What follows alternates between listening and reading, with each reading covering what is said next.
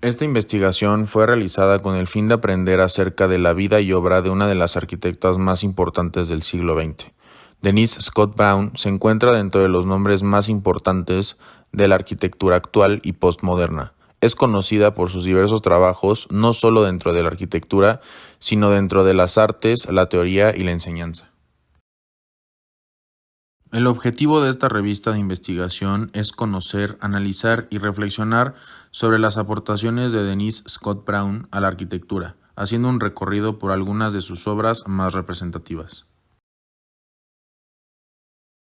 Con el análisis realizado en esta revista, el lector podrá identificar el trabajo realizado por Denise Scott Brown en las obras de la firma Venturi Scott Brown and Associates, para así poder comprender los proyectos que realizó a lo largo de su vida. Denise Scott Brown es una arquitecta urbanista, escritora y maestra, una de las más innovadoras teóricas de su época. Fue una de las pioneras en experimentar la arquitectura moderna ordinaria y cómo hacer que este tipo de arquitectura responda a los problemas contemporáneos.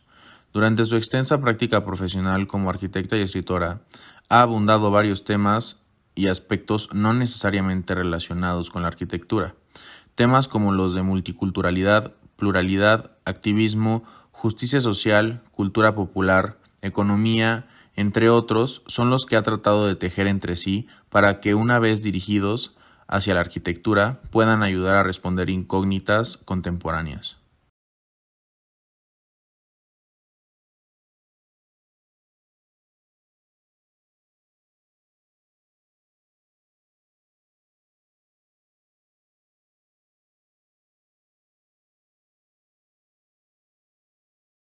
Guild House fue uno de los primeros proyectos más reconocidos de los arquitectos Denise Scott Brown y Robert Venturi.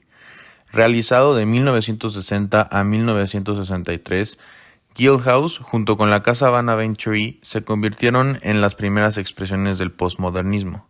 Este proyecto fue un encargo de la Fundación Friends Neighborhood Guild y desde un principio fue pensado como una opción de alojamiento accesible para personas de la tercera edad. Guild House se clasifica como un edificio habitacional, ya que cumple con las características y espacios necesarios para considerarse como uno. Los departamentos se podrían considerar como el espacio fisiológico del edificio, además de contar con espacios complementarios que promueven la vida en sociedad y comunidad entre los habitantes. Analizando el contexto inmediato al edificio, podemos constatar que se encuentra justo en la frontera entre la zona habitacional y la zona industrial de Filadelfia. Comercios, como el de la venta de autos, abundan en los alrededores del edificio. La infraestructura de la ciudad está presente en los alrededores del edificio, ya que cuenta con una gran avenida en su frente. Conceptualmente, los arquitectos trataron de exponer una arquitectura ordinaria y normal. En palabras del arquitecto Robert Venturi, la fachada es fea y ordinaria, ya que lo verdaderamente importante está adentro. Esto confirmando a manera de protesta que la arquitectura había olvidado su propósito inicial, que era el de habitar.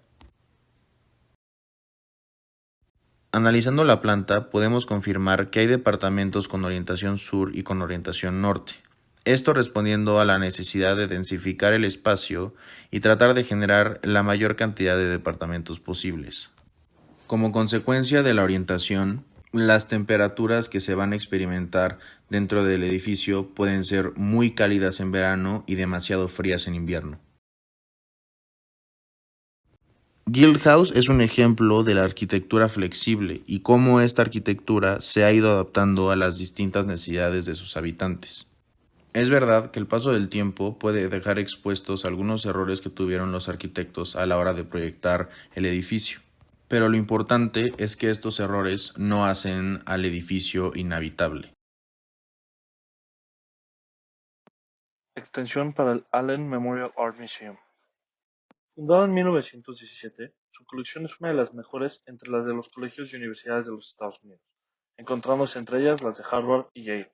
Entre los puntos fuertes se encuentra arte holandés y flamenco del siglo XVII, así como pinturas europeas de los siglos XIX y principios del XX, y arte contemporáneo americano y obras sobre papel americanas, europeas y asiáticas. En 1977, Denise Scott Brown y Robert Venturi diseñaron una extensión de 3.000 metros cuadrados al noreste del edificio principal, diseñado por Cass Gilbert en 1917. Esta extensión es uno de los ejemplos más tempranos y mejores del postmodernismo arquitectónico en Estados Unidos. Ubicado en la Universidad de Oberlin, en Ohio, el edificio está rodeado por las calles W. Lorraine Street, N. Main Street y Willard Court. En los alrededores se encuentra Tappan Square y Oberlin Arboretum. Sus veranos son largos, calurosos y húmedos, y sus inviernos son cortos, nevados y ventosos. El tipo de suelo es un suelo sedimentario, y cerca se encuentra el Plum Creek. El museo consigue una extensión en la cual se alberga un estudio, el Departamento de Arte Histórico, una librería de las Bellas Artes y una gran galería para el arte moderno y contemporáneo.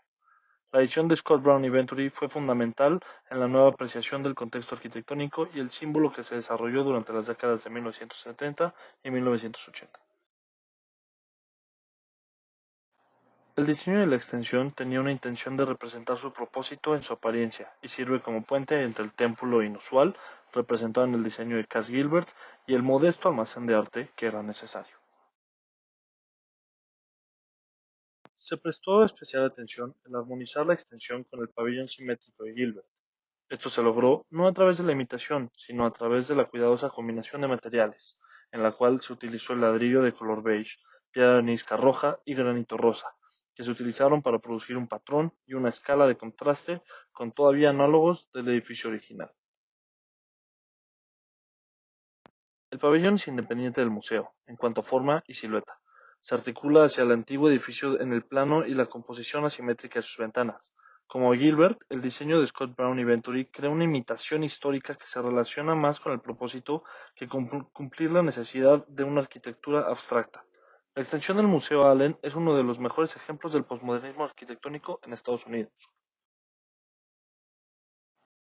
La extensión del Allen Memorial Art Museum es una obra que se incorpora a la preexistencia construida 60 años antes, siendo reconocido como un espacio sumamente eficiente y funcional.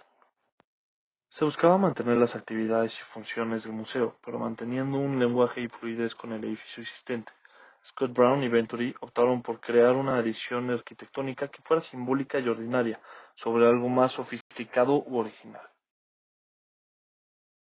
El 25 de septiembre de 1983, el presidente de la universidad, William G. Bowen, inauguró el colegio Lady Butler, el cuarto colegio residencial que abrió sus puertas, nombrado en honor de un prominente hombre de negocios, veterano de guerra y exalumno de la misma Universidad de Princeton.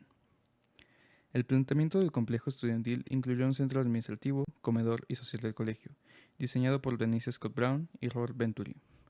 Este centro estudiantil, en palabras de sus diseñadores, conecta dos edificios de la misma manera en que un guión conecta dos palabras, al unir dos edificios existentes de estilos dispares. La sala se ubica al interior de la Universidad de Princeton, en Nueva Jersey, al norte de la calle Woking Walk, rodeada por el Colegio Butler y colindando al oriente con el edificio del Colegio Mayor.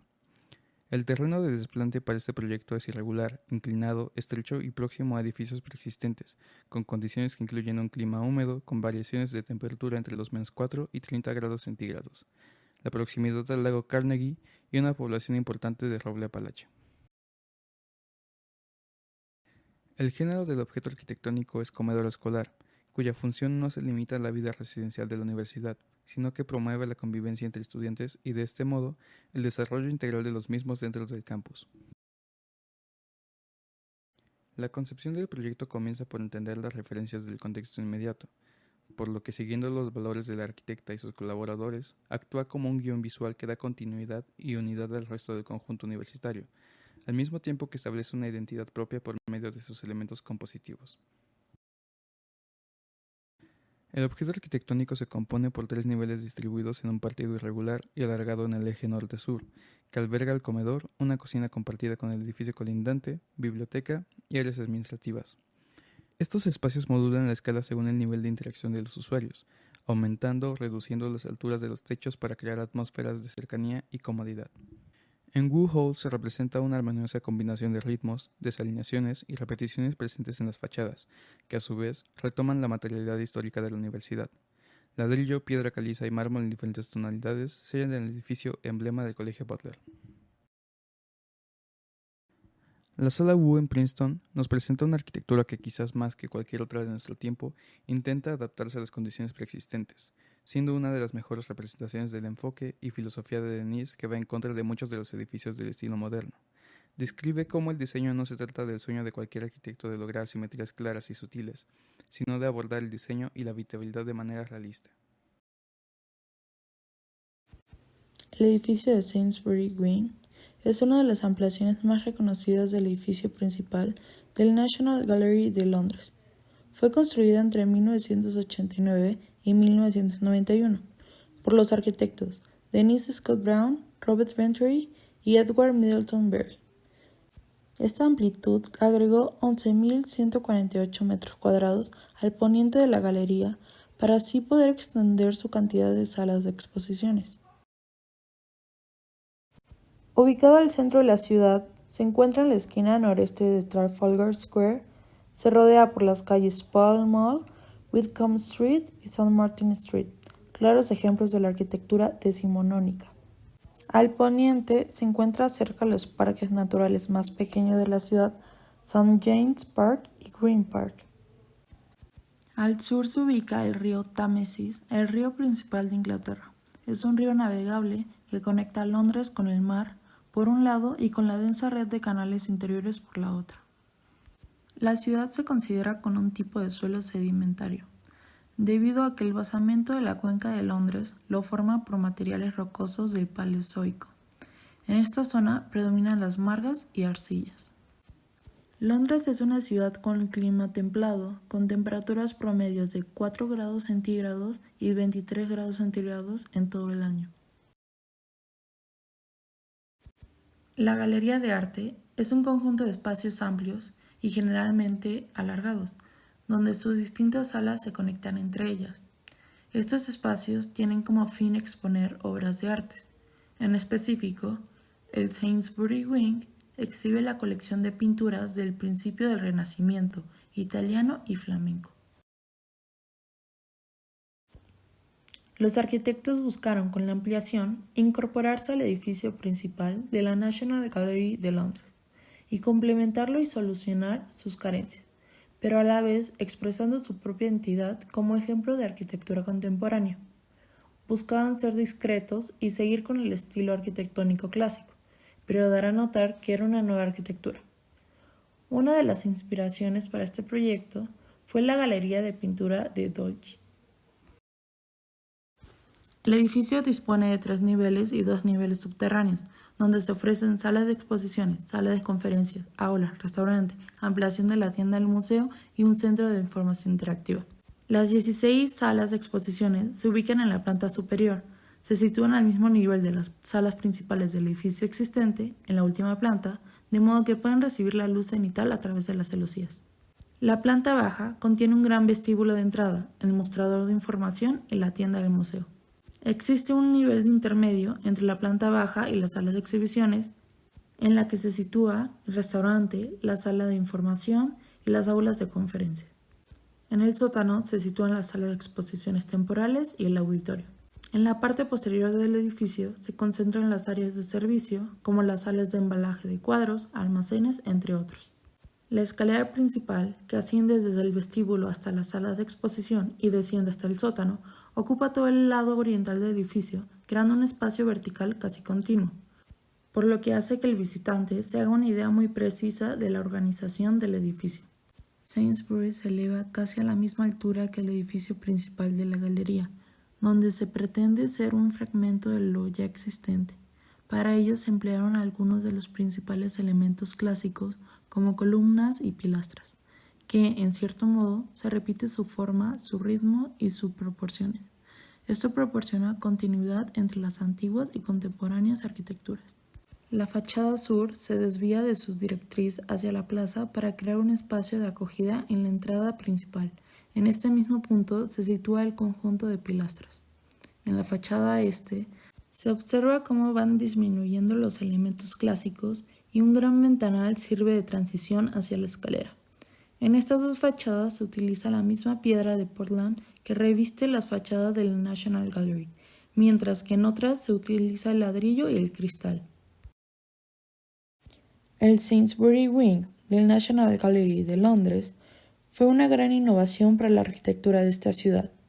Este edificio se integró en un contexto complejo, donde el carácter de monumentalidad informal de los edificios ha definido la intención de la plaza de Trafalgar Square. Sin embargo, la obra se ha relacionado con estos edificios de carácter clásico y fachadas de piedra, pero al mismo tiempo da a notar su propia personalidad representando la arquitectura contemporánea.